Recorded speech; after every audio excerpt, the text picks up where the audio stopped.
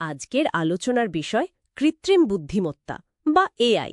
এটা কিন্তু এখন আর শুধু কোনো টেক নিউজ নয়। একদমই না। এটা আমাদের সমাজ, অর্থনীতি আর ক্ষমতার ভারসাম্য মানে সবকিছুকেই বদলে দেওয়ার একটা শক্তি হয়ে উঠছে। আমাদের হাতে একটা বেশ গভীর বিশ্লেষণমূলক প্রতিবেদন আছে, আর এই ডিপ ডাইভে আমাদের মিশন হলো এআই এর আসল লক্ষ্যটা কি সেটা বোঝা। আর কৃত্রিম সাধারণ বুদ্ধিমত্তা বা এজিআই তৈরি দৌড়ে আমরা ঠিক কোথায় দাঁড়িয়ে আছি। হ্যাঁ, আর আমাদের স্বাস্থ্য বা চাকরির ওপর এর আসল প্রভাবটা কি সেটাও খতিয়ে দেখা। চলুন বিষয়টা একটু ভেঙে আলোচনা করা যাক। এআই এর চূড়ান্ত লক্ষ্য তো এজিআই তৈরি করা, মানে এমন একটা সিস্টেম যা মানুষের মতো যে কোনো বুদ্ধিবৃত্তিক কাজ করতে পারবে। ঠিক। আর আমি রিপোর্টের এই অংশটা পড়ে বেশ অবাক হয়েছি। মাত্র 1 দশক আগেও বিশেষজ্ঞরা ভাবতেন এটা হতে 2060 সাল লেগে যাবে। দীর্ঘ সময়। কিন্তু এখন কেউ কেউ বলছেন 2028 সালের মধ্যেই নাকি এটা সম্ভব। এটা কি সত্যি বাস্তবসম্মত, নাকি সিলিকন ভ্যালির আর একটা হাইপ? প্রশ্নটা একদম ঠিক জায়গায় করেছেন। দেখুন, এই পূর্বাভাসগুলো বেশ উচ্চাকাঙ্ক্ষী আর কি, কারণ এর পথে এখনও দুটো বিশাল প্রযুক্তিগত বাধা রয়ে গেছে। আচ্ছা, কি কি সেগুলো? প্রথমটা হলো সাধারণ জ্ঞানের অভাব, মানে কমন সেন্স।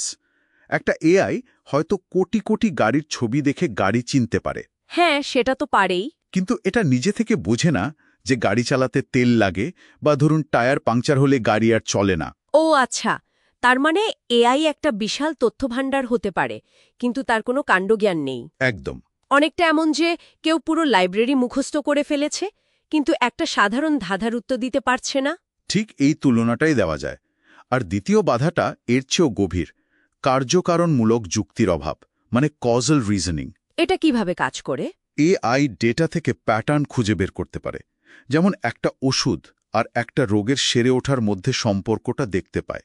কিন্তু ওষুধটা আসলে রোগটা সারাচ্ছে কিনা, নাকি অন্য কোনো কারণে সারছে, ঠিক এই কার্যকারণ সম্পর্কটাও বুঝতে পারে না।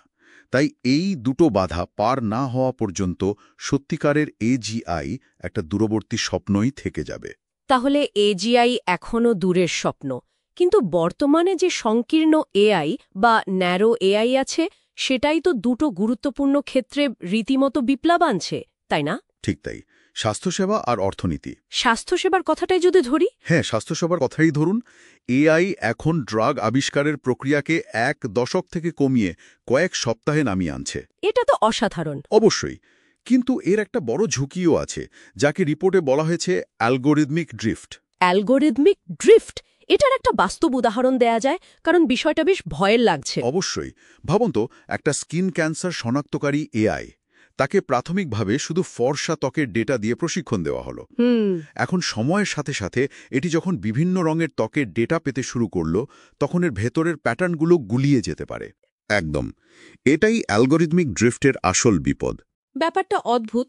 একদিকে এআই আমাদের জীবন বাঁচানোর সম্ভাবনা তৈরি করছে, অন্যদিকে প্রায় 42% বর্তমান চাকরিকে ঝুঁকির মুখে ফেলে দিচ্ছে।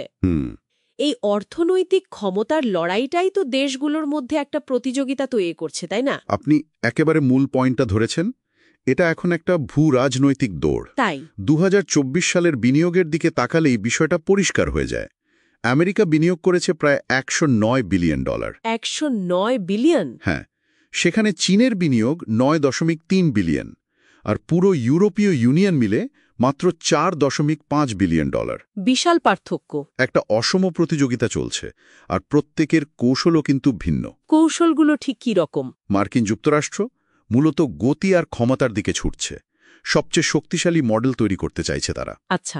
চীন চাইছে বিশ্বজুড়ে তাদের প্রযুক্তির প্রভাব বিস্তার করতে, আর ইউরোপীয় ইউনিয়ন তারা তাদের এআই অ্যাক্টের মতো কঠোর নিয়মকানুন দিয়ে সুরক্ষা এবং নৈতিকতাকে অগ্রাধিকার দিচ্ছে।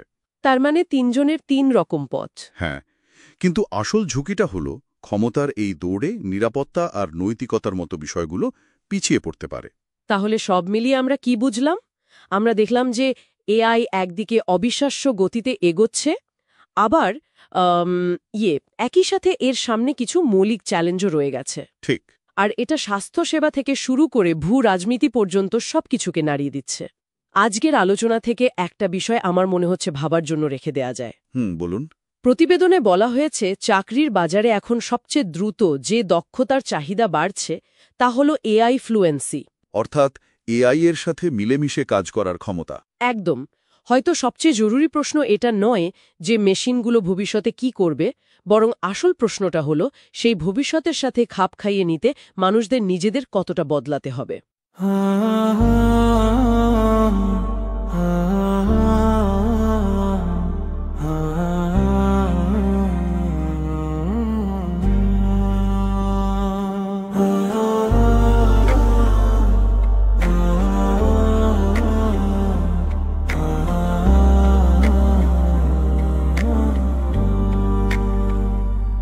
ওহে রব ফিরে আসি অগণিত ভুলের পরে, ভাঙা মন নিয়ে দাঁড়াই তোমার দরজার তলে। আমি গুনাহগার বান্দা, তবু তুমি দাও ডাক, তাওবাকারীকে তুমি ক্ষমা করো। এই আশায় বুকেরা ফিরে আসি তো